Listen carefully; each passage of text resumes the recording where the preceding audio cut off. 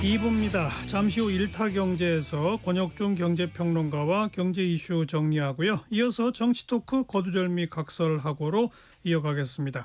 KBS 1라디오의 모든 프로그램 유튜브에서도 함께할 수 있습니다. 실시간 방송 보실 수 있고요. 정치, 경제, 사회, 문화 다양한 주제의 콘텐츠들 마련돼 있어요. KBS 1라디오 유튜브 채널 구독, 좋아요, 댓글 부탁드립니다. 토요일 2부 출발하죠.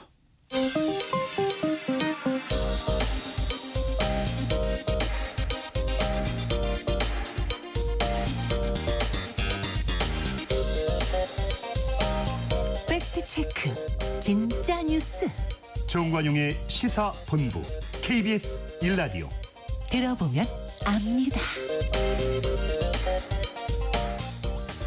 권혁중의 일타경제입니다. 경제평론가 권혁중 씨 어서 오세요. 네, 안녕하십니까. 정부가 수도권 중심의 초강력 대출 규제책을 내놨어요. 그죠? 네, 맞습니다. 저도 보고 나서 깜짝 놀랐습니다. 와, 이건 진짜 강하다 그러니까요. 이런 생각을 해봤는데 일단 정의를 하나만 좀 내리고 가겠습니다. 이게 공문이나 아니면 언론에 보면은 이제 다주택자 규제 이런 얘기가 나오는데요. 그럼 여기서 많이 궁금한 게 다주택자를 누구로 정의하느냐라고 본다 그러면 이 정부가 이번에 내놓은 내용을 읽어보면요, 2주택자도 이제 다주택자다. 예. 그리고 먼저 정의를 하고 가셔야 되겠습니다. 예.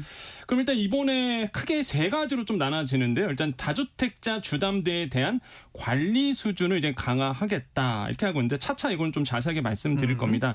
실거주 목적이 아닌 대출은 정말로 이제는 제로입니다. 예. 안 나온다 이렇게 보시면 되겠고, 주담대를 6억 원 여신 한도를 정했다. 무슨 얘기냐? 6억 원 넘어서는 주담대 대출이 나오지 않는다. 이렇게 네. 이제 정리해 볼 수 있습니다. 네. 하나하나 좀 살펴보죠. 첫 번째 뭐부터 볼까요?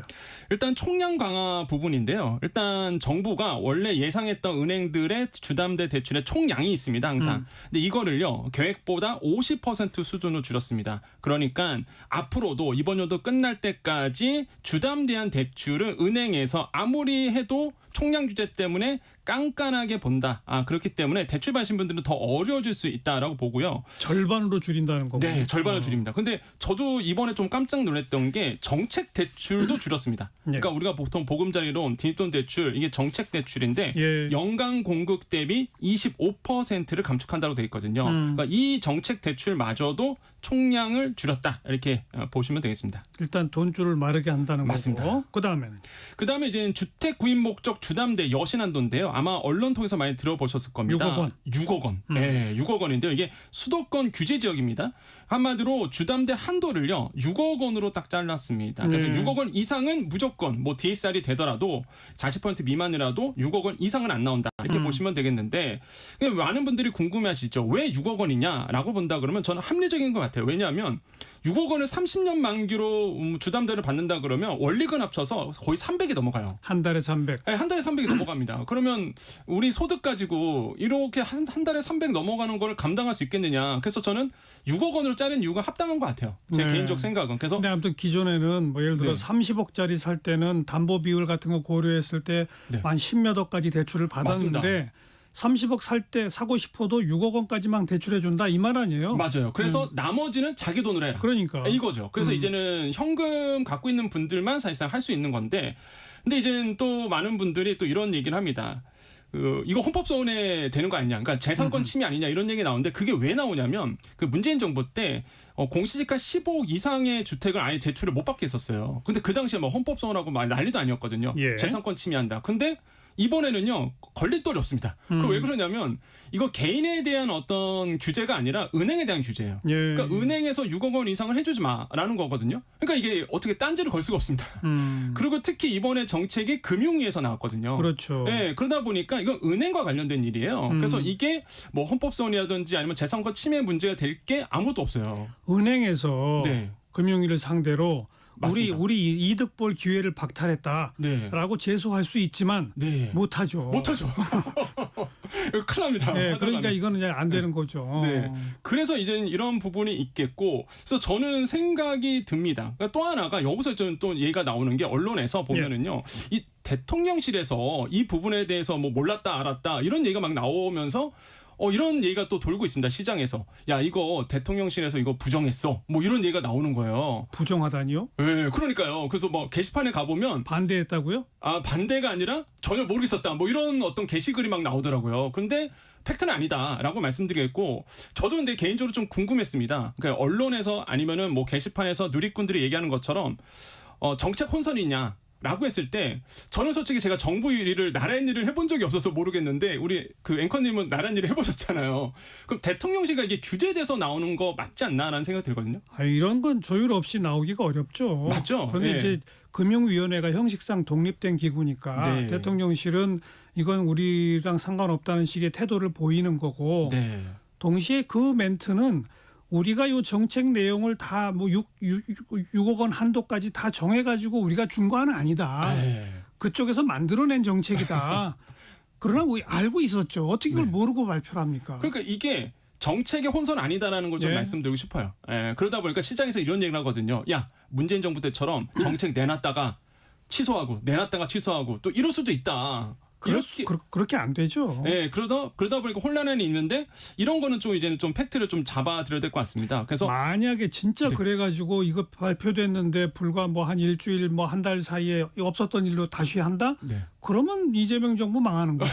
그러니까 저도 그래서 부동산 정책이 그래서 사실 안 네. 됐거든요. 그래서 막 시장에서 신뢰를 잃어버리고 알겠어요. 그러다 보니까 됐었는데 또 하나의 또 이번에 또 강력한 규제가 이거예요. 뭡니까? 2주택자에 대한 아예 대출이 이제 안 나옵니다. 그러니까 2주택자 그다음에 1주택자 추가 매수할 때요. LTV가 제로입니다. 그러니까 론투밸류라고 해서 주담대에서 그 가치 대비, 그러니까 부동산 가치 대비 얼마나 대출량이 나오느냐 그 비율인데 예. 아예 그냥 안 나온다는 얘기예요. 예, 그러니까 2주택자나 1주택자는 아예 뭐 주담대를 받을 수 없다 이렇게 보시면 되겠고, 중요한 건 이겁니다.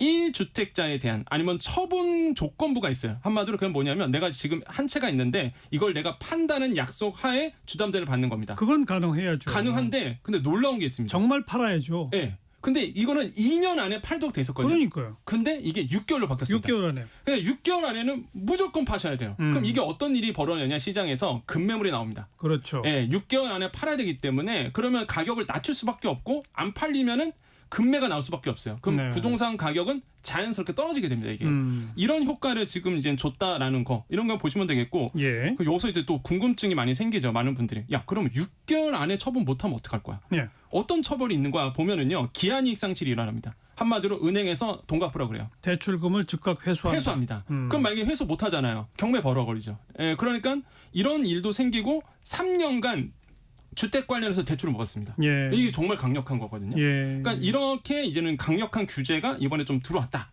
이렇게 생각을 해봅니다.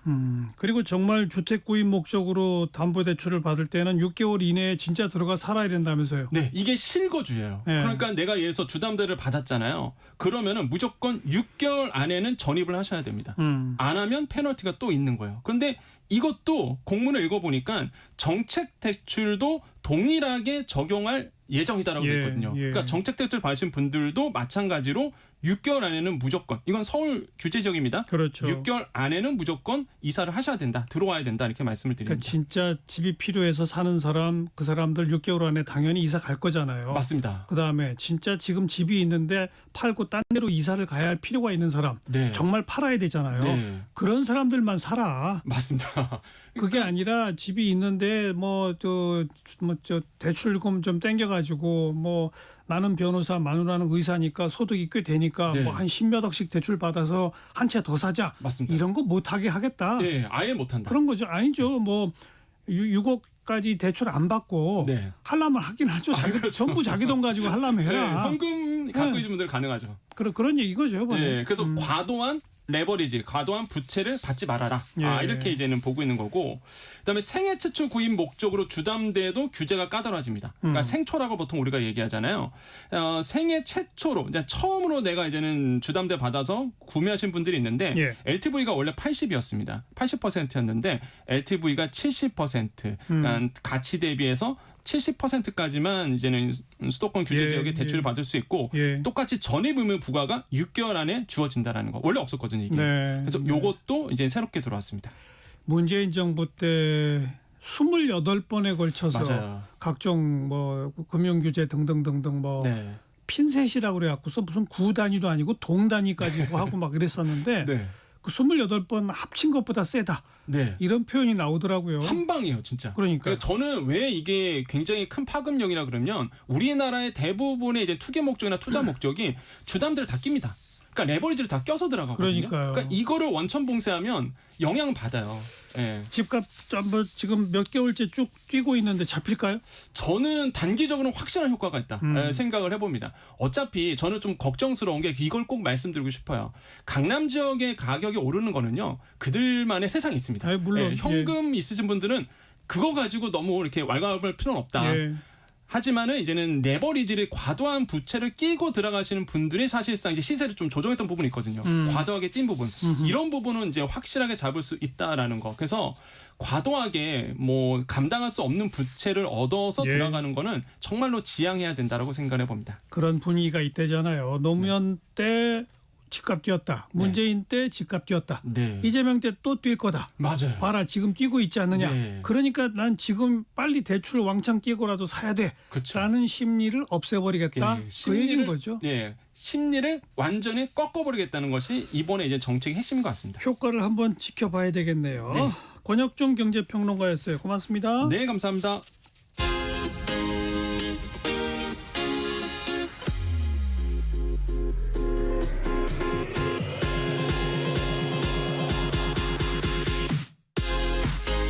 대한민국 시사의 중심 토요일 일요일 낮 12시 10분 KBS 1라디오 정관용의 시사본부.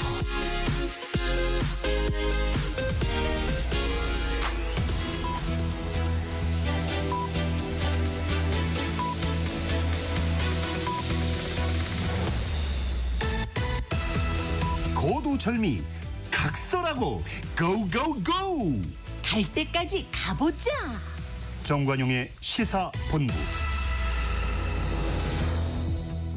주요 정치 이슈를 거두절미하고 알맹이부터 토론해보는 시간 거두절미 각서라고 합니다. 더불어민주당 법률위원회 부위원장 지내신 장현미 변호사, 국민의힘 대변인 지내신 송영훈 변호사 두 분 오늘도 나오셨습니다. 어서 오세요. 네, 안녕하세요. 네, 안녕하세요. 금주의 뜬 인물 진 인물부터 정리하고 갑시다. 장현미 변호사 뜬 인물. 저는 조은석 특검 한번 꼽아봤는데요. 오늘도 이제 윤석열 전 대통령이 사실상 막 실랑이를 벌이고 신경전을 벌이다가 뭐 포기하고 들어갔다라고 언론에서 나올 정도로 어쨌든 이제 압박을 하고 있고, 기본적으로 김용현 전 장관 관련해서도 나는 보석으로 나오는데 그냥 나올 거다라고 이야기를 하면서 막 항변을 하기도 했는데, 적시에 또 영장 추가 발부를 받음으로써 이른바 내란 특검의 효능감을 좀 보여주는 측면에서 좀 높이 평가할 만하다 해서 꼽아봤습니다. 네. 송영훈 변호사 금주의 뜬 인물. 예, 강신성 전 민주당 대표입니다. 여기서 말하는 민주당은 지금의 민주당이 아니고 2014년에 만들어졌던 원외 민주당이죠. 이분은 지난주까지만 해도 우리 언론에서 강모 씨라고 많이 불렀습니다. 그러나 이번 주에는 인사청문회가 진행되면서 본격적으로 다 실명을 쓰기 시작했죠. 알려지다시피 김민석 총리 후보자의 오랜 후원자입니다. 그리고 그 후원 관계가 대단히 오랫동안 지속되었기 때문에 김민석 후보자가 정식으로 임명동의를 통과해서 총리로 임명이 된다면은 국무총리를 움직일 수 있는 유력한 인물이다, 이렇게까지 평가가 되어지고 있습니다. 그리고 그동안에 본인도 원외 정치인으로서 그토록 원했던 인지도를 얻고 있는 상황이죠. 특기할 만한 사건 하나가 있는데, 이번 인사청문회 과정에서 공개된 것 중에 하나가 김민석 후보자가 미국 유학 시절에 이 강신성 씨로부터 매달 450만 원씩 생활비를 받았다는 겁니다. 이 생활비조로 받은 돈에 대해서 김민석 후보자는 뭐라고 해명하냐면, 본인의 전 배우자가 2억 원을 강 씨에게 배추농사에 투자했다, 이렇게 설명을 해요. 그런데 한 달에 450만 원이면 1년이면 5,400만 원, 연 27%나 되는 고수익입니다. 원금도 돌려받았다고 하는데, 이런 투자가 배추 농사를 통해서 일상적으로 가능한 것이면은 김 후보자는 왜 반복적으로 하지 않았는가? 또 강신성 씨는 왜 건설 폐기물업을 주업으로 하고 있겠는가? 이런 의문이 당연히 뒤따라오는 것이죠. 만에 하나 김민석 후보자가 국무총리가 된다고 하더라도 이런 분과의 특수관계는 단호하게 단절해야 하는 것이 아닌가 하는 생각에서 금주의 뜬 인물로 선정합니다. 네. 금주의 진인물은요, 장유미 변호사. 전 윤석열 전 대통령 얘기를 안 할 수가 없고 오늘도 이제 오전 조사는 끝났다고 하더라고요. 그러면서 이제 체포영장 집행을 공수처 집행을 방해했던 혐의에 대해서 어느 정도 수사를 받은 것 같고 오늘은 일단 진술 거부권은 행사하지 않겠다고 합니다만 뭔가 실랑이를 벌이면서 입장문도 이렇게 내고 갔습니다. 지금 특검이 수사가 아니라 조작을 하겠다고 하는 거다라고 하기도 했고 허위와 왜곡으로 가득 찬 정치적 목적의 수사를 분쇄하겠다. 그리고 빨간 넥타이를 메고 왔어요. 지금까지도 어떻게 보면 뭐 재판에 나갈 때도 마찬가지였습니다만 기자에게 손짓을 하면서 비키라고 하면서 나를 지지해주는 나를 향해 연호하는 지지층을 좀 보고 가겠다라고 하면서 수사는 어떻게든 회피하고 기피하고 출입구로 못 들어가네 지하 통로를 안 열어주면 나는 안 하겠다. 어떻게 보면 되게 좀 실망스러운 모습이에요. 그러니까 특검에서 한마디 하는 겁니다. 이거 지금 계속 혐의받고 있는 부분들 법익을 침해한 건데 국가의 법익을 침해하면 피해자가 국민들입니다. 예, 예. 어떤 것보다 공적인 그런 영향이 많고 그런 알 권리가 보장돼야 되는데 그런 부분은 안중에도 아직까지도 없구나라는 생각이 들어서 진인물로 꼽아봤습니다. 네. 송영훈 변호사, 금주의 진인물. 예, 송미령 농림축산식품부 장관입니다. 진인물이에요? 그렇죠. 오. 유임은 됐으니까 어떻게 보면 뜬 인물일 수도 있겠습니다만 예, 예. 사실은 유임이 되는 과정에서 본인의 정책적 소신을 180도 뒤집었던 것 아니겠습니까? 그 이른바 농업사법에 대해서 본인이 지난 정부에서는 농림부 장관으로 있으면서 이것은 농망사법이다라고 하면서 사실상 거부권 행사를 건의하고 강력하게 반대해 왔습니다. 그런데 장관으로 유임이 되니까 입장을 뒤집어서 정부의 국정철학에 맞춰 추진하겠다. 이렇게 이야기를 하면요. 일국의 장관 국무위원의 말이 도대체 어떤 무게를 예, 가질 수 예. 있겠습니까? 적어도 입장이 바뀌는 데에는 그 사안 자체에 대한 납득할 만한 이유가 있어야죠. 그리고 이 농업사법에 관해서요. 이제 언론 보도를 종합해 보면 송 장관은 이렇게 생각하고 있는 것 같아요. 그러니까 조건부로.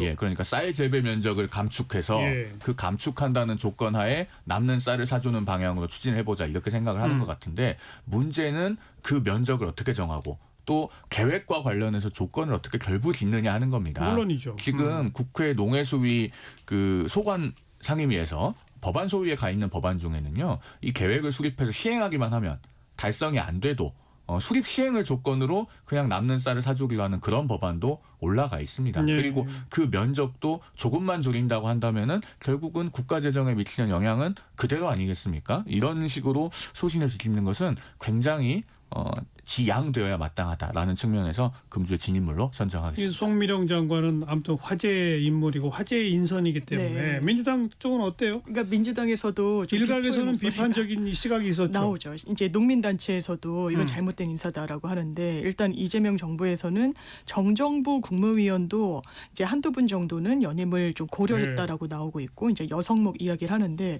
제가 그냥 저는 송 변호사님처럼 말씀 당연히 주실 수 있다고 생각합니다만 이런 측면에 대해서 접근하는 부분이 좀 인상 깊었는데 이를테면 공무원분들 있잖아요. 뭐 당연히 정무직 공무원들은 본인이 모시던 정치인과 임기를 같이 하는 건 너무 당연한 건데 그냥 직업 공무원분들도 이를테면 윤석열 정부로부터 발탁됐다. 이러면 뭐 이런 표현도 쓰잖아요. 뭐 윤석열 묻었다, 뭐 문재인 묻었다. 이런 식으로 내가 이게 색깔이 컬러가 완전히 공무원으로서 낙인되는구나. 나는 정권이 바뀌면 못 나가겠구나. 나는 승진도 안 되겠구나. 이런 분위기가 실제로 제 주변을 봐도 없다고 할 수 없고 있고 그러면 이재명 대통령은 기본적으로 공무원들과 어떻게든 일을 하게끔 만드는 독려를 하는 걸로 좀 유명하기도 한데 우린 그렇게 인사하지 않는다. 우린 능력으로 한다라는 신호를 공무원사에 줬다라는 점에 예. 대해서는 좀 긍정적으로 평가할 부분이 상당히 있다고 생각하고 이제 공무원들에 대해서 항상 폄훼할 때 영혼이 없다. 정권 바뀌면 이랬다 저랬다 한다. 근데 저는 그냥 한 단계 더 들어가서 생각해 보면 이게 어떻게 보면 공무원이라는 직분의 직업윤리가 아닌가라는 생각도 들어요. 이를테면 정권이 바뀌었다는 건 어마어마한 겁니다. 왜냐하면 주권자인 국민이 선출을 했다라는 부분을 지울 수 없어요. 공무원들도. 그러면 그 방향성과 그 목표점에 같이 결을 맞추는 게 대단히 나쁘다라고까지 물론 이제 국무위원은 좀 달리 평가받을 수도 있고 정무적인 그런 부분도 있어서 비판을 새겨야 되겠습니다만 이런 부분까지 다 고려하면 저는 괜찮은 인사였다는 생각이 듭니다. 근데 말씀하신 것처럼 장관은 정무직 공무원이잖아요. 필국장이나 차장과장처럼 집행하는 역할만 하는 거면 얘기가 전혀 다르죠. 네. 그런데 장관은 어쨌든 정책에 대해서 책임을 지는 그 부처의 수장입니다. 그 말이 이렇게 180도 뒤집어질 때 어떤 영향을 갖겠는가라는 점에서 비판하는 것이고, 또 한 가지는 탕평 인사 좋지만은 그 진정한 의미의 탕평 인사라고 하는 것은 구정부에서 일했던 사람도 그 정책적 소신을 유지하면서 받아들일 때, 네. 그렇게 해서 정책적 외연까지 넓어질 때 진정한 의미의 탕평이라고 할 수가 있는 겁니다. 오히려 구정권의 사람을 그 소신을 꺾도록 해서 마치 사상전향 받듯이 그렇게 해서 그 사람을 쏙 뽑아서 쓰는 것은 그것은 무늬만 탕평이 아닌가, 그런 생각이 듭니다. 이거는 결과적으로 조건부로 이 쌀 남는 거를 수매해 준다는 그 내용이 어떻게 만드느냐에 네. 달려 있다고 봐요. 굉장히 중요할 것 같습니다. 실제로 그 법 통과되고 거부권이 있을 때 좀 진보적 시각을 가진 사람들도 저렇게 되면 정말 국가 돈만 낭비되고 이 쌀 생산량은 점점 남아돌고 이럴 텐데라고 우려한 사람들이 많아요. 그러니까 정말 효과적으로 쌀 생산량을 조절해낼 수 있는지, 그럼에도 남는 부분을 매수해 준다는 건지, 그 내용을 어떻게 잘 만드느냐, 거기에 평가가 달려 있는 거 아닐까요? 악마는 디테일에 있다고 그러니까요. 말씀하신 것처럼 그런 부분이 중요할 거고요. 그런데 쉽지가 않을 것 같아요. 우리가 이제 지켜봐야죠. 전략 작물이라고 부르는, 예를 들면 뭐 콩 같은 거를 과거에 벼를 심던 곳에 심어서 재배를 한다. 뭔가 인센티브를 줘야지 그게 유도가 되지 않겠습니까? 지금 뭐 송 장관 쪽에서도 그런 이야기는 나오고 예, 있는 것 예. 같아요. 그런데 벼는요, 어쨌든 남는 쌀을 사주기로 하면 재배하는 입장에서는 무위험 작물이 됩니다. 그 유혹을 쉽게 포기하기 어려울 것 같아요. 제가 농사 짓는 입장이면. 그러면은 어지간히 큰 인센티브를 줘야지만 다른 작물로의 전환이 유도가 된다는데, 그 디테일을 구성하기가 생각보다 만만치 않을 것이다라는 생각이 듭니다. 그러니까 이제 실력을 지켜봐야죠. 네, 이렇게 그렇죠. 논란이 많은 만큼 집중도는 더 높아질 거고, 그럴 것 같습니다. 제대로 된 법안을 만들어낼 수 있는지 그걸 봐야죠. 그리고 제대로 된 내용이 아니면 법 통과시키면 안 되죠. 그렇죠. 예, 봐야 되죠. 민주당이 다수당이라서 저희가 견제할 수단이 없어서 참 난감합니다. 그리고 조은석 특검, 윤석열 전 대통령 얘기 나왔는데 우선 지난 공수처 조사 때는 줄곧 묵비권으로 일관하더니 이제 답을 하겠다는 거 아니에요? 네. 이건 무슨 의미일까요? 글쎄요. 그런데 이제 답을 한다고 해서 그것이 꼭 본인에게 유리한 내용일지는 모르겠습니다. 왜냐하면 우리가 헌법재판소의 그 탄핵심판 변론 과정을 통해서 윤 전 대통령이 법적인 절차에 임하는 스타일을 국민들께서 다 보셨죠. 본인이 굉장히 한번 말을 하기 시작하면은 많은 양을 말하는 스타일인데, 그 내용이 본인에게 불리한 내용도 상당 부분 섞여 있는 경우가 많이 있었습니다. 대표적으로 탄핵심판에서 첫 번째 증인이었던 김용현 전 국방장관을 증인신문할 때, 그 당시에는 피청구인 본인이 질문하는 게 허용이 됐잖아요. 질문하는 과정에서 본인이 개헌포고령 검토했다는 것을 인정하는 불리한 내용을 질문에 섞어서 다 이야기를 했죠. 그렇게 됐죠. 예, 그렇기 때문에 답변을 성실히 하는 것은 좋은데 윤 전 대통령 본인에게 유리할지는 모르겠다라는 생각이 들고, 어쨌든 오늘 대단히 아쉬운 것은 출석하는 과정에서 역시 또 아무 말 없이 그냥 들어가지 않았습니까? 전직 대통령은 퇴임을 해도 엄연히 공적인 존재예요. 그리고 국민 앞에 답을 해야 될 책무와 도리가 우선하는 겁니다. 그렇다면 적어도 그 자리에서 들어가면서 정말로 국민들께 죄송하다, 내가 잘못했다, 송구스럽다, 이런 내용을 총론적으로라도 한마디 표명하고 들어갔어야 됩니다. 그조차 없었기 때문에 아마 많은 국민들께서 그 장면을 대단히 아쉽게 보셨을 것이다 라고 생각합니다. 지금 잘못이라고 인정 안 하는 거 아니에요? 그렇죠. 왜냐하면 검찰이 나를 조작하고 있다라고 하는 거 아니에요? 분쇄하겠다고 하고 있으니까요. 그리고 특검은 위헌이라고 이야기를 합니다. 특검법 자체가 헌법에 반한다라고 이야기를 하고 있고, 저도 송 변호사님 말씀에 공감이 되는 게, 그러면 이전의 대통령들은 죄를 다투든 아니든 간에 노무현 전 대통령은 면목이 없다라고 하고 들어갔어요. 박근혜 전 대통령 심력 끼쳐드려서 죄송하다고 했습니다. 이명박 대통령 마찬가지였거든요. 그런데 아무 말 하지 않고 지하로 숨듯이 가겠다? 그러면서 특검에는 또 과거와는 입장이 어떻게 보면 180도 달라진 채로 구체적으로 또 진술을 하고 있다라는 거예요. 더는 못 버틴다라는 판단이 드는 거예요. 나 다시는 잡혀 들어가기 싫은데. 그런데 묵비권 행사하고, 왜냐하면 아마 인지를 할 겁니다. 본인을 제외한, 특검에서도 이야기를 했어요. 피의자 윤석열을 제외한 모든 사람들을 조사했다. 그리고 그게 대단히 명징하다. 가능하다는 이야기들이 나오고 있어요. 이를테면 체포영장 집행을 방해할 때 그 당시에 경호처가 자체 판단을 했겠습니까? 다 계단식으로 지시하다를 예, 받아가지고 했는데 그런 부분과 관련해서 매우 구체적인 진술이 나왔는데 그냥 침묵을 일관한다? 그러면 이거 수사에 비협조하는 거예요. 구속 수사의 필요성을 상당히 높이는 겁니다. 예. 이런 부분과 관련해서 어떻게 보면 두려움이 있어 보여요. 그러니까 정치인으로서 한때 대한민국의 지도자로서 전직 대통령으로서의 어떤 무게감은 머릿속에 없구나. 예. 본인의 어떤 이 상황을 모면할 수 있는데 가장 유리한 선택을 그때마다 지점마다 하고 있는 게 아닌가라는 생각이 근데 듭니다. 모면할 수 있을까요? 없을 지금 겁니다. 기소된 내란죄 말고 공무집행 방해 등등을 지금 먼저 수사하고 있는 거 맞습니다. 아닙니까? 예. 그리고 경호처 사람들은 지금 구속되지 않고 밖에 있는 사람들이 있잖아요. 네. 그러니까 증거인멸 및 뭐 이런 등등의 우려도 있는 거 아닙니까? 매우 높고요. 그러니까 이 체포영장 집행 저지 행동을 먼저 수사한다는 얘기는 이걸 가지고 구속영장 청구할 가능성이 높은 거 아니에요? 전 매우 가능성이 높다라고 생각하고 이 부분과 관련해서는 또 저는 전략상 패착이라고 생각하는데 이미 제출을 했단 말이에요. 경찰의 경호처가 이 비화폰 서버나 뭐 이런 부분들 다 고발했습니다. 경호처법 위반, 예. 뭐 군사기밀법 위반 등으로 그러면서 이렇게 수사에 협조하는 것 자체가 대단히 문제가 있다라고 항변을 하고 있고 그러면서 본인은 바깥에서 계속 있고 관계자들이 다 불구속 상태로 조사를 받고 그러니까요. 있어요. 그럼 연락을 해야 된다. 또 김용현 전 장관 마찬가지입니다. 나 보석에 어떤 조건도 하지 말아라. 나 누구 만나지 말라고 조건 달지 말아라. 어디에 한 군데만 머물라고도 하지 말아라. 이게 다 큰 그림 속에서 조각조각인데 다 증거인멸의 의도 그리고 의지까지도 보여줬다고 수사기관, 법원은 판단할 생각할 수 수밖에 없는 국면을 스스로 만들었어요. 네. 항변을 그때 굉장히 어떻게 보면 전략적이지 못하게 하니까. 왜냐하면 진실을 이야기하지 않고 있을 때 이런 패착이 항상 형사사건에서 드러나기 마련인데 그런 부분을 윤석열 전 대통령이 자초했다. 이런 생각이 듭니다. 그러니까 그 비화폰 통화기로 이미 제출했다고 지금 관계자들을 고발했잖아요. 대단히 수긍하기가 어려워요. 왜냐하면은 이게 사안의 특수성이 있지 않습니까? 12.3 비상계엄을 선포하고 그 전후에 이르는 과정에서 대통령이 비화폰으로 누구와 통화했는가라고 하는 통화 기록이 군사기밀보호법상 군사기밀이 될 수 있을지 저는 개인적으로 대단히 의문이에요. 예. 왜냐하면은 그 법에서 군사기밀을 뭐라고 정의하고 있냐면 그 내용이 누설되면 국가안전보장에 명백한 위험을 초래할 우려가 있어야 된다라고 하는 부분이 요건에 포함되어 있습니다. 그러면은 방금 제가 말씀드린 것과 같은 경우가 그게 공개되면 국가안전보장에 명백한 위험이 초래되나요? 왜냐하면 그 12.3 비상계엄 선포는 대통령이 현직에서 할 수 있는 행위 중에서 가장 위헌 위법한 겁니다. 그렇기 때문에 오히려 그 내용에 대해서는 소상하게 경위를 확인을 해야 되는 거예요. 네. 군사기밀보호법 위반으로 고발한 것에 대해서 많은 국민들께서 이게 과연 군사기밀보호법 위반일까? 법 감정 차원에서도 수긍하기 어렵다는 판단들을 하고 계실 겁니다.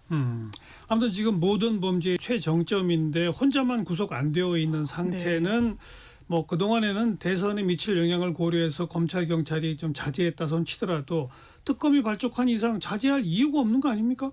조은석 특검의 스타일로 봐서도요. 지금 어떻게 보면은 수사 대상 중에 최정점에 있다고 하는 윤 전 대통령을 가장 먼저 부르다시피 한 것 아니겠습니까? 물론 뭐 비공개로 조사한 인사들이 있는지는 모르겠습니다만. 그리고 수사 준비 기간을 다 채우지 않고 김용현 전 장관의 증거인멸 의지를 깨뜨리기 위해서 추가 기소를 조속히 단행을 하고 또 구속영장 청구해서 받아냈어요. 예. 그런 스타일에 비춰볼 때는 여러 가지 조치들이 생각했던 것보다 훨씬 빠른 템포로 이루어질 수 있겠다라는 그렇죠. 생각이 듭니다. 네, 아마 영장은 반드시 칠 겁니다. 곧바로 칠 가능성이 왜냐하면 높죠. 비난 가능성이 제일 높아요. 가장 정점에 있고 그런데 본인의 주요 임무 종사자들은 지금 추가 기소가 되면서 계속 연장이 되고 있는데 예. 본인만 밖에서 있다라는 거는 이게 법관정이 허용하는 부분이 아니고 사법정에 부합하지도 않기 때문에 속도를 내고 지금 특검한테 주어진 시간도 그렇게 많지 않습니다.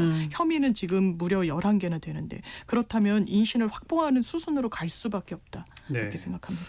자, 김건희 여사도 어제 이제 퇴원을 했습니다.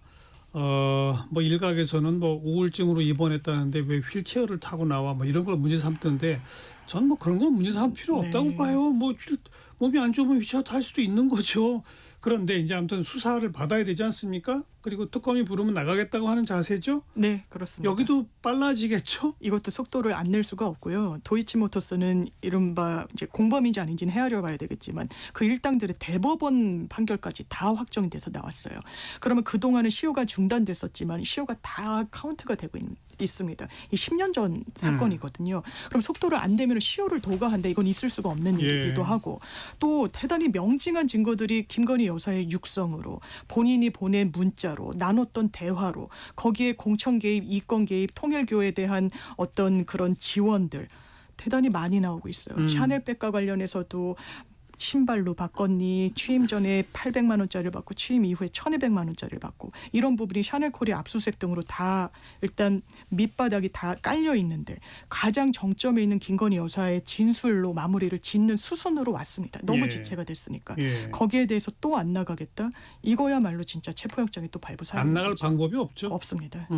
그럴 겁니다. 그리고 정당한 출석 요구라고 하는 그 표현을 김건희 여사 측에서 사용을 했던데요. 앞에 정당한이라는 그 단어를 붙인 것은 제가 봤을 때는 최연에 가깝다고 보여져요. 왜냐면은 그 김건희 명태균 특검법의 민중기 특검은 법원장 출신이잖아요. 서울중앙지방법원장까지 역임을 했기 때문에 굉장히 적법 절차나 이런 부분에 대해서 신경을 많이 쓸 걸로 보여요. 그래서 언론이 질문을 해도 언급도 대단히 신중하게 하고 예. 수사준비기간도 지금 어쨌든 20일을 다 채워서 사용하고 있지 않습니까? 그런 패턴으로 봤을 때는 이런 정당한 출석 요구라고 하는 단어가 언급된 이상 더더욱 출석 요구와 앞으로의 절차에 있어서 적법성에 있어서 한치의 논란이 없도록 더 세심하게 주의를 기울일 가능성이 높습니다. 그렇기 때문에 혹여라도 출석을 안 하고자 하는 생각을 갖고 있다면은 예. 이 표현으로 인해서 아마 더더욱 그렇게 되지는 않을 것이다. 라는 생각을 해봅니다. 근데 지금 서로 범죄들이 조금씩 다르기 때문에 네. 윤석열 전 대통령과 김건희 여사 두 사람이 해당되는 범죄가 좀 달라요. 네. 그래서 동일한 범죄라면 부부를 다 구속하지 않는다 뭐 이런 게 통할지 그렇죠. 모르지만 예, 예. 이번 경우에는 둘 다 구속될 가능성이 큰 거 아닙니까? 매우 높다고 보여지고요. 왜냐하면 말씀 주신 것처럼 이를테면 실무에서는 사기에 같이 부부가 공모하고 이런 경우가 많아요. 그런데 뭐 미성년자 자녀가 있다거나 생계가 굉장히 위험해진다거나 이런 부분을 이제 헤아려서 법에도 이제 눈물이 있다고 예. 부부 중에 한 명만 영장 청구를 하고 그러니까요. 이러는데 이거는 완전 결이 좀 다르고 예. 지금 이 상황과 관련해서 이제 김건희 여사가 우울증이 있다 이런 부분은 오히려 이제 외부에 있을 때 더 피해자의 신상이 좀 위태로울 수 있다라는 판단도 수사기관으로서는 할 수 있는 부분이어가지고요. 아마 두 부부에 대한 구속영장 청구 가능성은 저 개인적으로 매우 높다고 높다. 생각합니다. 저도 생각이 크게 다르지 않은 것이 과거에 제가 우리 방송에서 한번 이철이 장영자 사건을 언급한 적이 있습니다. 예, 예. 그 정도 사안이 아니면은 부부 동시 구속은 일반적으로 하지 않는 것이 통례다라는 말씀을 드렸었는데 지금 김건희 여사 같은 경우는 계속 새로운 정보들이 업데이트되고 있잖아요. 예를 들면 그 도이치모터스 사건 관련해서도 과거에는 발견해내지 못했다고 하던 40%를 직접적으로 언급한 녹음 파일이 등장한다든가 또 통일교 관련돼서도 계속 새로운 내용들이 나오고 있고 예. 그런 사안의 중대성에 비추어 보면은 말씀하신 것과 같은 가능성도 배제하기 어려워 보인다라는 생각입니다. 그리고 그건 윤석열 전 대통령과 직접 관련이 없어요. 네, 없습니다. 그러니까 예. 별개 범죄고 별개 혐의인데 둘 중에 하나는 구속하고 하나는 안 한다? 말이 안 되죠. 네. 성립이 안 되죠. 1시 33분입니다. 잠깐 교통정보 전해드릴게요. 정현정 씨. 네, 먼저 고속도로 상황입니다. 곳곳으로 비가 내리고 있어서 감속 운전 필요하겠는데요. 먼저 경부고속도로 서울 쪽입니다. 남청주 부근에서는 승용차 고장나 있고요. 처리하고 있습니다. 목천 부근에서 고장난 승용차 역시 서 있어서 주의가 필요하겠고요. 양재에서 반포까지 밀리고 있습니다. 반대 부산 방향으로는 오산 부근에서는 작업 중이고요. 오산 부근에서 남사진이까지 막힙니다.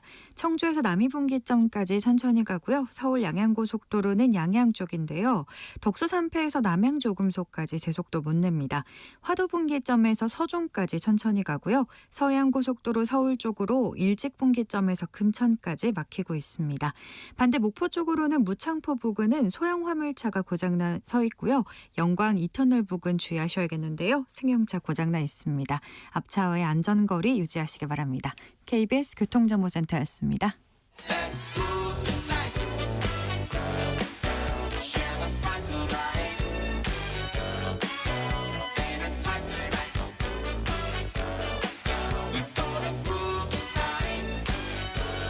국민 MC 정관용 KBS 1라디오 정관용의 시사본부.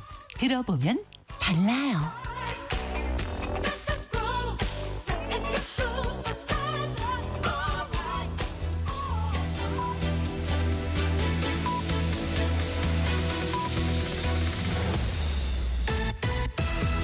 고두절미 각설하고 고고고. 갈 때까지 가보자. 정관용의 시사본부. 매주 토요일 2부 거두절미 각서라고 합니다. 더불어민주당 법률위원회 부위원장 지내신 장윤미 변호사, 국민의힘 대변인 지내신 송영훈 변호사 두 분과 함께하고 있습니다. 후반부 공통질문입니다. 금주의 핫한 한마디, 장윤미 변호사. 저는 이재명 대통령이 국회 가서 이제 시정연설이 있었는데 이게 본래 준비됐던 원고에 있었던 워딩은 아니더라고요. 이제 국민의힘 의원분들을 향해서 우리 국민의힘 의원님들 어려운 자리 함께해 주신 점에 대해 진심으로 감사하게 생각합니다. 고맙습니다라고 이야기를 했는데 전 당연하지만 대통령이 야당 의원들을 대할 때 할 수 있는 태도라는 생각이 들고 이 태도를 견지해야 된다라는 생각도 들고 물론 지금도 여러 쟁점으로 각을 세우고 맞부딪히고 갈등 관계 있지만 그래도 이 자세로 임해야 된다는 건 뭐 여야 공이 어떤 정부가 이 집권을 하든지 간에 좀 필요한 워딩을 물론이죠. 좀 상징적으로 담아낸 것 같아서 좀 꼽아봤습니다. 네. 송영훈 변호사, 금주의 한마디. 예, 전반부에 저희가 과거에 대한 이야기를 많이 했다면 금주의 핫한 한마디는 현재와 미래에 관련된 이야기라서 안 할 수가 없습니다. 강유정 대통령실 대변인이 어제 부동산 대책과 관련해서 브리핑을 하다가 이런 말을 했죠. 대통령실 대책이 아닙니다. 저는 이 말을 듣고 정말 귀를 의심했습니다. 대한민국 정부 부처가 내놓은 대책이면 그게 정부의 대책이기에 대통령실 대책 가리고 기재부 대책, 금융위 대책 가려야 됩니까? 그런데 강유정 대변인이 뒤에 이런 얘기도 했어요. 그 기재부에서 나온 대책으로 알고 있다고 하면서 저희가 특별한 입장을 갖거나 혹은 저희가 어떤 방향성을 제시하거나 이런 부분이 아니라는 것. 입니다. 이렇게 얘기를 했어요.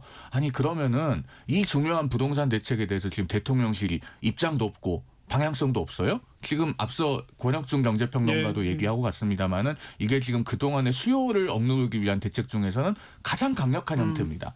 상환 능력을 보지 않고 일률적으로 주담대는 6억 원 이상 못 받게 하겠다는 것 아닙니까? 이런 강력한 대책이 나왔는데 입장도 없고 방향성도 없고 대통령실 대책이 아니다. 대단히 무책임해 보입니다. 그리고 한 가지 덧붙이면요. 이 서울 수도권 아파트값 잡고 싶으면 공급 대책을 빨리 내놔야 됩니다. 2015년부터 2021년까지 연평균 수도권 서울 아파트 신규 착공 물량이 1년에 21만 5천 가구였습니다. 그런데 올해는 많아야 12만 가구 정도 착공할 거라고 해요. 전문가들이 하나같이 공급 대책의 부재를 지적하고 있습니다. 그 백현동 옹벽 아파트 4단계 용도 변경 종상향 해서까지 아파트 짓게 해줬던 그 정성으로 서울 수도권에 한번 공급을 해보면은 아파트 값이 안정되지 않겠는가 이런 생각을 해봅니다. 뭐 공급 부분은 그렇고 강유정 대변인의 멘트는 지금 뭐 댓글로도 상당히 논란이 되던데 어떻게 해석하세요? 저는 이게 이제 대책이 마련돼 있는 과정에서 그러니까 대통령실의 주무 이 부처가 아니었던 취지로 저는 이해를 일단 했었고요. 우리가 소통이 구체적인 내용을 다 만들어서 그쪽에 준 건 아니다라는 표현 정도로. 왜냐하면 이게 연속성이 있게 예. 준비를 해왔던 부분이 있으니까 다만 이제 소통이 미흡하다는 지적을 받는 부분에 대해서는 앞으로 그 부분에 대한 관리에 만전을 기하겠다는 취지로 이제 또 답변이 나온 것으로 알고 있어서 이게 크게 뭐 이렇게 해프닝성으로 이제 그치고 있는 것 같습니다. 뭐 시장 일각에서는 거 봐라 대통령실이 부인하는 거 보니까 잠깐 반응 보다가 정책도 다시 바뀔지 모른다 이러던데 그렇게 돼서는 안 되겠죠. 정책은 무조건 일관성이기 때문에 그런 패착을 보이진 않을 것 같습니다. 네. 자 아까 이 김민석 총리 후보자 그 후원자 뭐 강신성 전 대표 얘기도 언급하고 그러셨는데 어떤 인준 표결로 이제 가는 거죠 민주당은? 6월 안에 한다는 건데 가급적 인사청문회 보고서가 여야 합의로 채택되도록 이제 야당 의원분들 뭐 협치도 좀 하고 그건 좀 이미 설득도 물 건너간 거 하겠다고는 합니다만 이제 국민의힘의 기류가 바뀔 걸로 보여지진 않아서요. 이제 민주당 안에서도 원래는 한 7월 4일까지 7월 초순경까지는 그래도 국민의힘이랑 더 이야기를 해보겠다라고 했지만 그게 말씀 주신 대로 사실상 크게 의미는 없는 것 같아요. 그런데 지금 제가 한 칼럼에서도 봤는데 헌법학자가 쓰신 칼럼이었는데 이제 국무총리가 헌법상 담지해내고 있는 여러 기능들이 있습니다. 지금 국무위원들 인선하고 장관 인선 마무리되고 있는 걸 누가 제청했지? 제가 이제 봤어요. 그랬더니 이주호 총리 대행이 제청을 하고 있더라고요.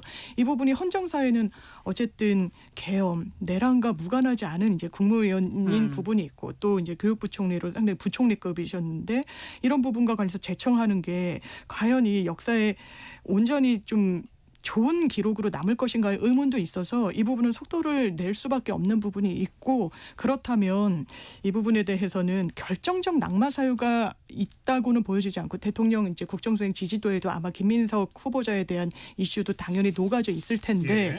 그러면 아마 대통령실의 입장 그리고 민주당의 입장은 이미 이제 마침표가 찍혀서 속도를 낼 수밖에 없어 보입니다. 바로 월요일 날 그럴 인준 것 표결할 가능성이 같습니다. 높죠. 예, 그리고 낙마할 정도의 사유는 없다. 이런 입장인 거죠. 그렇습니다. 송 변호사님. 김민석 총리 후보자가 정말로 임명이 된다면요. 우리 공직기강이 유지될 수가 없겠죠. 자, 우리 공무원들도 우수한 공무원들 해외 유학 보내주고 연수 보내줍니다. 그런 분들이 해외 유학 가서 매달 몇백만 원씩 생활비조로 누군가한테 후원을 받아요. 그거 걸리면은 감사받지 않겠습니까? 그런데 그 감사받는 공무원이 나는 무농사에 투자했습니다. 이렇게 무도사가 넘쳐나면 어떻게 될 겁니까? 지금 김민석 후보자를 두고도 세간에서 배추도사라고 부르는 상황이에요. 배추도사, 무도사가 우리 공직사회에 만연해서는 안 되는 것이죠. 그런데 그 자금 출처조차 제대로 내놓지 못하고 있는 상황에서 이 정도면은 저는 이재명 대통령이 같은 당의 민주당 의원들을 존중하는 차원에서 또 민주당 지지층의 자존심을 지켜주는 차원에서라도 지명 처리를 하고 새로운 분을 지명하는 것이 맞다고 생각합니다. 현역 의원 중에 고르고 골라서 설마 이런 분밖에 없진 않을 것 아니겠습니까? 배추도사 지적이 어떻게 보세요? 그런데 이게 2005년도 일이더라고요. 이게 다 사모펀드로 했다라는 거 아니에요. 근데 한 경제지 기사인데 이게 수익률이 날 때는 상당히 많이 나기는 하더라고요. 그 사모펀드 그래서 제목을 제가 적어와 봤는데 한국경제 기사였는데 배추펀드 1억 5천만 원 투자해서 20억 13배 대박 눈길. 그러니까 이게 이제 입도선매를 하는 거죠. 근데 배추 농사가 좀 안 되고 막 가격이 오르면 엄청 이제 수익으로 얻는 건데 이런 식의 이제 금융상품들이 좀 있었던 거고 그렇다면 이 말이 완전 거짓이다. 날조다. 이거는 좀 그 당시 상황을 좀 보더라도 아닌 것 같고 이제 큰 틀에서 자금 형성 이런 부분은 본인이 저도 계속 이제 국민의힘에서도 말씀 주십니다만 어느 정도 해소된 게 아닌가라는 생각은 듭니다. 이게 현금성으로 뭐 출판 기념회에서 받았다 이러니까 진짜 뭐 입출금 내역, 송금 내역 뭐 이런 부분은 이제 없는 걸로 보입니다만 제가 이제 경향신문 사설에서도 너무 이제 국민의힘의 공세가 성급하고 무리했다 뭐 이런 취지의 어떤 논평을 했더라고요. 이제 그런 측면도 없지는 않았다. 그래서 이제 아마추어 같았다라는 이야기도 좀 나오는 것 같고 그렇습니다. 자료가 들어와서 그 배추 투자 부분이 깔끔하게 정확하게 해명이 됐으면은 이런 이야기를 계속 할 수가 없겠죠. 그런 부분을 말씀드리고요. 그다음에 김민석 후보자에 대한 여러 가지 의혹들은 자꾸 가지로 뻗어나가서 그 핵심을 놓치는 경향이 있는데 그 핵심을 분명하게 짚기 위해서 제가 오늘 토론 초반에도 강신성 전 민주당 대표를 금주의 뜬 인물로 선정을 한 겁니다. 즉 정치인이요. 특별한 혜택을 오랫동안 입어왔으면 그 특별한 혜택을 준 사람에게 본인도 특별한 혜택을 주기가 쉽습니다. 총리는 임명동의안이 통과가 되면 김민석 후보자 본인이 되겠지만 그 총리를 움직일 수 있는 우리가 잘 알지 못하는 사람이 있다면은 그런 게 바로 비선실세가 되는 거예요. 우리가 최순실 씨 사건을 통해서 다 경험해 보지 않았습니까? 이 후원자라고 하는 강신성 씨와의 관계가 너무너무나 오래됐고 김민석 후보자가 많은 특별한 혜택들을 받아왔기 때문에 과연 그러면은 총리가 돼서 이런 분과 단절하고 내각을 통할할 수 있겠느냐라는 부분에 대해서 의문을 제기하고 있는 거예요. 그리고 한 가지만 덧붙이자면 이번 청문회 과정을 통해서 인사청문회 제도 자체가 위기에 놓였습니다. 그동안에 19번의 국무총리 후보자 인사청문회가 있었고 이번이 20번째예요. 19번을 하면서 168명의 증인 119명의 참고인을 채택했었습니다. 예. 한 번 할 때마다 15.1명을 평균 채택을 했는데 이번엔 한 명도 부르지 않았죠. 그렇게 되면서 후보자가 어떤 일방적인 주장을 해도 그걸 교차 검증할 수 있는 방법이 없어졌어요. 앞으로 이런 사례가 계속 생기면 우리나라 인사청문회 제도는 그냥 문 닫아야 됩니다. 그런 점에서라도 청문 보고서는 도저히 채택할 수 없는 것이다 라는 말씀을 드리지 않을 수가 없습니다. 증인 제로는 사실 좀 문제 있는 거 아니에요? 그런데 그 경위를 보면 저도 이제 이게 선례가 되면 좋지 않다라고 민주당에서도 이제 이야기가 나오고 있는데 지금도 이제 인사청문회 법 이야기도 해주셨지만 기본적으로 현부인 전부인을 같이 부르겠다라고 하는 거는 이거는 좀 도의는 아니었던 것 같아요. 그리고 5일 전에는 소환장에 가야 되는데 그걸 실기한 측면이 야당으로서는 좀 있었던 것 같고 또 말씀 주신 부분 중에 저는 인사청문회가 너무 좀 어떻게 보면 실효적이지 않게 흘러가는 것 같아요. 그러니까 미국 같은 경우 한 7년으로 제한을 둬서 7년 내에 거주지, 그때 이유, 음주, 마약 이슈, 그리고 뭐 재산 내역 이런 걸 다 샅샅이 보는데 저희는 거의 파묘 수준이잖아요. 그러면서도 되게 효능감 있게 진행되냐? 그렇지 않습니다. 국회 이제 인사청문회 법을 보면 본인이 또 개인 정보를 이유로 거부를 하면은 관련 자료를 국회에 또 못 보답하게 돼 있거든요. 그러니까 미국은 오히려 1차 약간 비공개로 하면서도 FBI, CIA, 국세청 여러 검증 자료들을 객관적으로 이제 현출할 수 있도록 해놓고 그러니까 이거는 좀 당연히 여야의 문제도 아니고 제가 주변에도 되게 사회적으로 이룬 성취가 많으신 분들도 국회나 정치권에서 제안을 받고 안 간다. 나 못 간다. 나 털리는 게 너무 싫다라는 거예요. 심지어 토론의 제목이 인사청문회법을 개정하자고 했을 때 장관직 제안하면 도망간다였었어요. 그럼 어떻게 나오고 이거는 최소한 아니라는 생각이 많이 듭니다. 근데 이거는 제가 좀 팩트 체크를 하지 않을 수가 없는 게 그 전처 문제는요. 민주당에서 아무래도 곤혹스러우신지 이 증인 제로에 대해서 계속 전처 핑계를 대시는데 국민의힘 인사청문위원들이 이건 법정 기한이 되기 이미 한참 전에 전처에 대해서는 안 불러도 좋다. 입장을 밝혔습니다. 마지막으로 문제됐던 5명이 누구냐면요. 그 강신성 씨하고 과거 불법 정치자금 사건에 연루됐던 분들 그리고 돈을 빌려줬다고 하는데 진짜로 빌려주는 게 맞냐라고 하는 의혹을 받고 있는 4명이에요. 합해서 그 5명 채택하자고 하는데 그것도 민주당에서 동의를 안 해줬던 겁니다. 그리고 조금 전에 이제 미국의 사례를 들어서 7년 말씀하시는데요. 김민석 후보자에 대해서도 국민의힘이 집중적으로 의혹을 제기했던 기간은 최근 5년입니다. 국회의원이 되고 나서. 왜냐하면 선거 나올 때 재산 신고 의무 있고 해마다 재산을 등록하고 신고해야 되잖아요. 그런데 과연 본인의 주장대로 5억 벌어서 13억 쓴 것이 아니라 그때그때 경조사나 뭐 출판기념회로 거액의 현금이 들어온 것이 사실이라면 그런 것들을 제대로 신고했느냐. 이런 것들을 따져보자는 건데 공직자윤리법에 다 의무 있는 거잖아요. 이런 거를 청문회에서 검증하는 것이 신상털기라고 하는 것은 도저히 동의하기가 어렵고 이런 형태의 인사청문회는 김대중 정신, 노무현 정신의 결과물이다. 그때 다 역대 대통령들이 합의하고 불이익을 감수하면서까지 받아들인 것이다라는 말씀을 드립니다. 아까 일부 시간에 민영배 의원 출연해서 제가 인터뷰를 하면서 뭐 제가 좀 지적했던 거는 글쎄 뭐 출판기념회나 경조사로 현금이 오고 가고 또 그걸 정치인들이 관행적으로 신고 안 하고 쓰고 뭐 이건 그렇다 쳐도 장모한테 2억 증여받은 건 세금 냈다 그러면 그 세금 낸 증빙 서류는 정도는 내야 되는 거 아니냐. 왜 그 서류도 안 되느냐. 이거 하나 하고 자세가 뭐 정치권의 관행이었지만 경조사와 출판기념회로 이렇게 했던 거 국민 앞에 좀 죄송하다. 신고 제대로 안 한 거 반성한다. 왜 이걸 제대로 처음부터 그런 좀 죄송하고 반성한다는 자세를 취하지 못하느냐. 뭐 이런 거는 제가 좀 지적을 했거든요. 그렇지 않습니까? 민주당의 분위기도 이런 건 너무 그냥 막 감싸는 거 아니에요?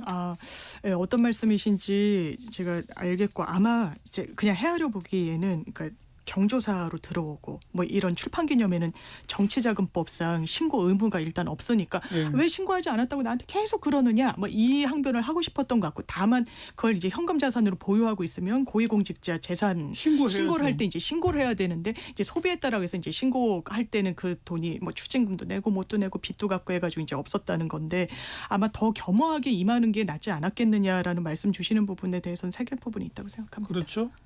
그리고 증여세는 그런 것 자료는 공개해야 되는 거 아니에요? 근데 그런 걸 공개 안 하니까 저것도 거짓말일 거야. 뭐 이런 말이 막 나오는 거 아닐까요? 그래서 이게 여야공이 이제 한덕수 전 총리 이야기도 많이 하는데 이제 많이 안 내시기도 했고 한번 내면 그게 또 어떻게 악용될지에 대한 두려움도 저는 있지 않았나 이런 생각도 그러니까 여야공이 각 후보자가 있지 않았나라는 생각도 들더라고요. 자, 뭐 김민석 총리 후보자에 대해서는 또 얘기하고. 법사위원장 선출하면 안 된다라고 했는데 이제 일방적으로 선출했어요. 그러자 이제 뭐 국민의힘에서는 나경원 의원 같은 경우 뭐 철야 농성까지 이제 또 시작을 했습니다. 이런 건 어떻게 봐야 됩니까? 저는 기본적으로 국회법을 좀 찾아봤더니 상임위원장 배분과 관련해서는 그냥 임기 정도만 법정돼 있더라고요. 한 2년으로 2년. 한다. 그런데 전반기, 하반기. 맞습니다. 이제 민주당 입장에서는 전반기가 다 도가하지 않았고 정청래 위원장이 전당대회 출마하면서 공석이 된 그 우발적인 변수 때문에 예. 그걸 지금 당장 야당한테 넘기는 건 좀 무책임하다는 생각을 하는 것 같아요. 왜냐하면 김병기 신임 원내대표도 계속하는 게 개혁에는 골든타임이 있다. 그러니까 5년 단임제다 보니까 초반에 뭔가 제대로 힘을 내서 입법적으로나 이런 지원을 해놓지 않으면 완전히 실기하게 되는 거예요. 그렇다 보니까 법사위원이라는 그 특수한 직책은 사실상의 상원 역할이고 예. 거기서 일반 상임위에서 다 여야 협의로 올라와도 거기서 쥐고 있으면은 본회의를 아예 넘어가지도 못하는 그런 국면을 모르지 않는데 그걸 방기한다라는 거. 그러니까 아마 하반기에는 전 충분히 협의가 가능하다는 생각도 글쎄요. 들고요. 전반기는 이게 좀 절박함이 민주당에도 있는 것 같습니다. 그러니까 뭐 법사위원장은 야당이 했다라고 하는 것과 2년 단위로 그 상임위원장 배분을 하는데 지금 그 시기가 아니다라고 하는 것과 둘 다 말이 되는 것 같은데. 아니, 그런데요. 그 법사위가 게이트키퍼 기능을 해서 법사위원장을 야당에 주면은 뭐 개혁 법안들을 적기에 처리할 수 없다 이 이야기는요. 지금 현재 국회 의석 분포와는 전혀 맞지 않습니다. 왜냐하면은 민주당과 민주당의 우당이라고 할 수 있는 조국혁신당, 진보당, 기본소득당, 사회민주당 거기에 2명의 무소속 국회의원까지 합하면은 국회의장을 빼고도 186석이에요. 언제든지 원하면 패스트트랙을 발동해서 법사위를 우회할 수 있습니다. 그렇기 때문에 패스트트랙이 말이 패스트지 오래 걸리잖아요. 아니요. 몇 개월 그래도 1년이 훨씬 안 걸려요. 그리고 그 골든타임을 1년으로 잡는다면 충분히 민주당이 원하는 법안들 다 통과시킬 수 있습니다. 그렇기 때문에 야당으로서는 최소한의 의회 내에서의 견제와 균형이 가능한 장치를 남겨달라. 예. 그렇게 해서 1998년 김대중 정부 이래로 2020년까지는 지속되어 왔던 헌정 관행을 복원시켜달라라는 것이고요. 제가 짧게만 덧붙이면. 근데 그것도 이제 원구성 협상이 있을 1년 후에 하는 게 옳지 않느냐. 그 논리. 아니, 근데 이미 다 통과를 시켜버렸죠. 통과시켜버렸기 때문에 지금 이제 이춘석 의원이 법사위원장 되지 않았습니까? 뭐 되돌릴 방법은 없는데. 예. 그런데 여기서 이제 한 가지 짚어볼 것은 자, 이재명 대통령은 국회 희정연설 와서 한껏 좋은 말을 해요. 그러고서 곧바로 국회에서는 통과해요. 본회의 열어서 이렇게 다 통과시켜버립니다. 심지어 예. 그 본회의를 주재한 우원식 국회의장은 과거 민주당 원내대변이던 시절에는 그 견제와 균형을 위해서 법사위원장은 야당 몫이 맞다. 이렇게 말씀도 하셨어요. 아무튼 대통령은 야당 원내대표 대표 불러서 밥 먹고 또 시정연설하고 가서 다 인사하고 그러나 그 다음날 곧바로 또 전부 통과시키고 이 말 나올 수 있죠. 그런데 이제 물러날 수 있는 선과 그렇지 않은 협의가 가능한 선을 정확하게 분별해야 되는 게 정치인의 몫인 것 같은데 법사위원장을 지금 시점에 국민의힘 위원장으로 교체하는 네. 거는 민주당의 선택지에는 있을 수가 없습니다. 나경원 의원이 철야 농성까지 하는 거는 당대표 나가려고 그러는 것 같지 않아요? 그래 보입니다. 예, 본인의 정치를 한다는 인상을 강하게 받습니다. 아무래도 이런 부분을 그래서 여당을 비판하기 위해서 지적을 할 때도 조금 더 메신저로서 소구력이 있는 분이 주도를 하셨으면 좋겠다라는 개인적인 생각이 들고요. 그리고 이제 권력의 법칙이라고 하는 것은 언제나 일관됩니다. 크게 달라지지 않아요. 독식을 하게 되면은 결국에는 독주를 하게 되는데 그 독주의 끝은 대체로 좋지가 않아요. 그렇게 해서 결과가 좋지 않았을 때는 그 책임도 독박을 쓰게 됩니다. 그렇기 때문에 여당이 지금 그렇게 무게중심이 높은 길을 스스로 선택했어요. 야당의 만류에도 불구하고. 그러면은 앞으로 저는 정말 대한민국이 잘 되기 위해서 결과가 좋기를 바랍니다만은 만약에 그렇지 않았을 때는 그 책임을 야당에 전가할 수는 없을 것이다라는 말씀을 마지막으로 드리겠습니다. 독주, 독식이 독박으로 가면 안 된다. 연구를 많이 해오셨네요. 예, 이 말씀들을 많이 하시더라고요. 근데 책임을 지겠다는 겁니다. 이럼에도 불구하고. 왜냐하면 법사위원장도 그리고 의회 다수석도 지금 대통령도 민주당 아니냐라는 이제 지적들을 하시는데 거기에 대한 책임을 응분 지겠다는 거죠. 민주당은. 네, 예. 네.